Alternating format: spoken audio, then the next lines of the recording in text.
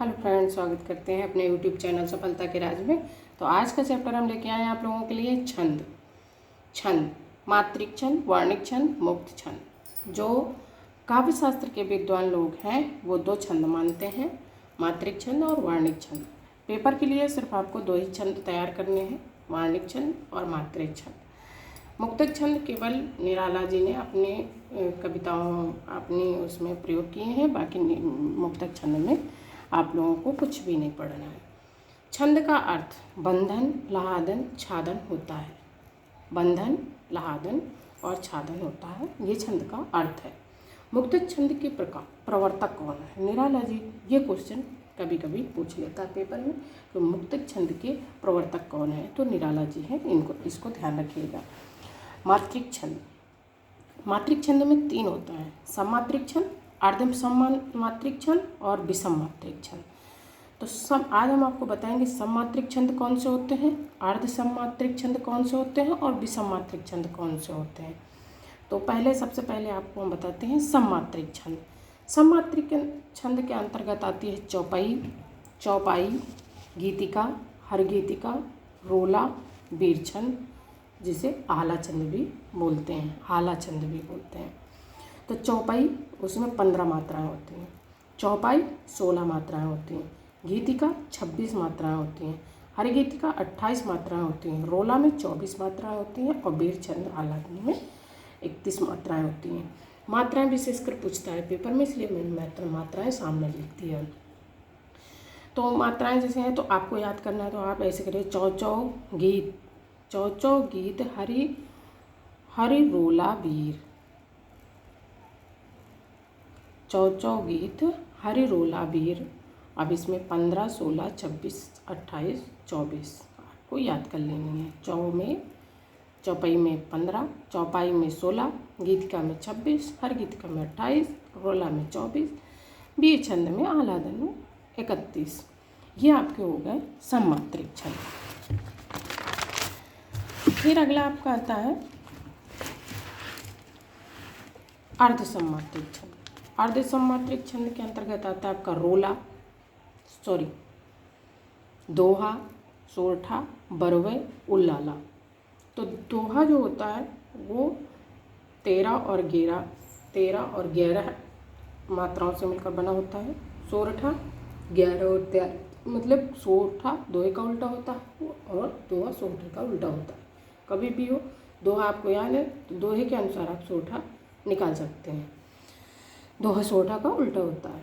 तो ये 13 और 11 वाले हो गए। फिर बरवा जो होता है आपका वो 12 और 7 मात्राओं से बना होता है। उसका जो पहला चरण होता है उसमें 12 मात्रा होती हैं और दूसरे चरण में 7 मात्राएं होती हैं, उसको बरवा कहते हैं। उल्लाला जो होता है उसमें 15 और 13 का होता है। पहले चरण में 15 मात्राएं होती हैं और दूसरे चरण में 13 मात्राएं होती हैं। यह आपका उल्लाला हो गया। फिर आपका आता है विषम मात्रिक छंद। विषम मात्रिक छंद जो होता है उसमें आते हैं छप्पे छंद और कुंडलिया। छप्पे छंद और कुंडलिया ये विषम मात्रिक छंद है।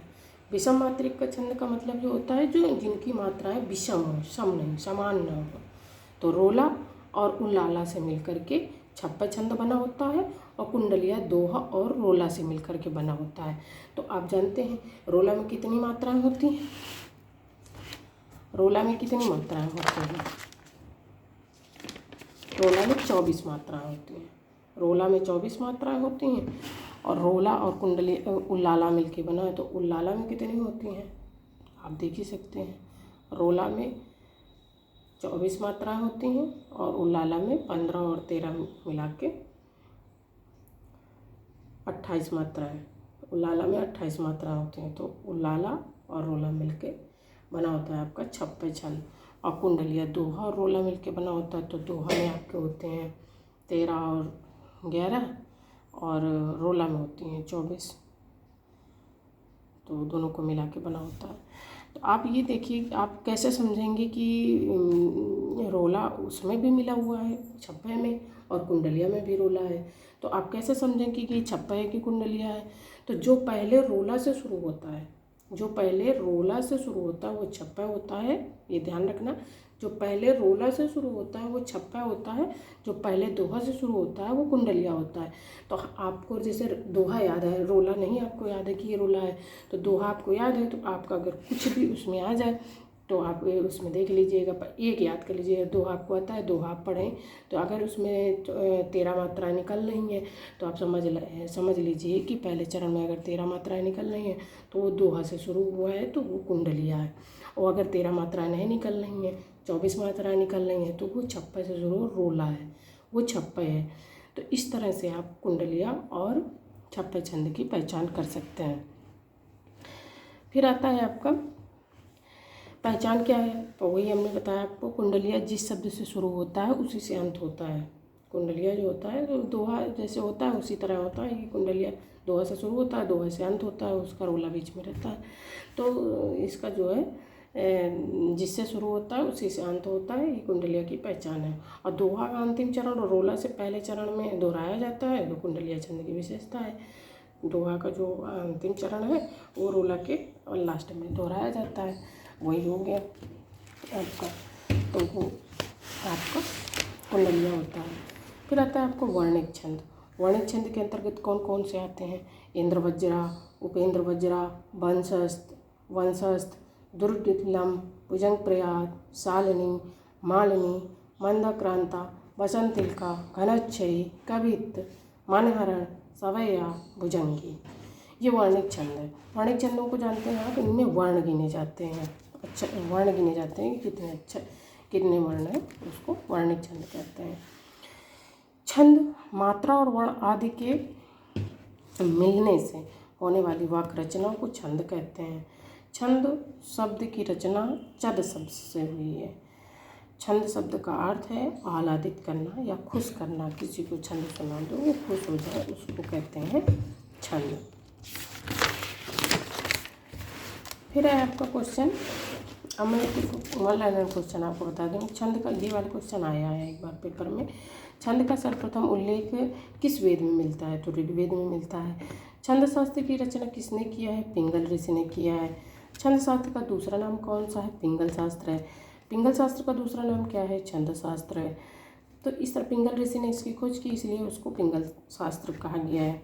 चौपाई में कितने चरण होते हैं? 4 चरण होते हैं। चौपाई में मात्राएं कितनी होती हैं? 16 होती हैं। ठीक है। चौपाई कैसा मात्रिक छंद है? सममात्रिक छंद है। 16 मात्राएं किस छंद में होती हैं? चौपाई में होती हैं। चौपाई में कितनी मात्राएं होती हैं? चौपाई में कितनी, मतलब चौपाई और चौपाई में अधिकतर कन्फ्यूजन हो जाता है, नहीं बता पाते हैं लोग।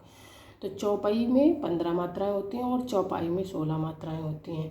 इस तरह से आप पढ़ेंगे जब, तब आपको तैयार होगा। और ये छंद पेपर के लिए बहुत ही महत्वपूर्ण है, आप नोट कर लीजिए।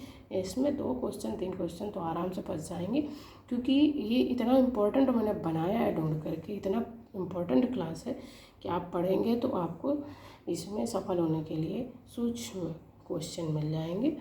और अगर आपको मेरी वीडियो पसंद आती है तो लाइक शेयर सब्सक्राइब करिए और कमेंट करके बताइए कि आप कैसा आपको चाहिए वीडियो, चाहिए किस तरह के, किस टॉपिक में चाहिए, उस टॉपिक में आपको बना के उपलब्ध कराएंगे। वीडियो देखने के लिए धन्यवाद।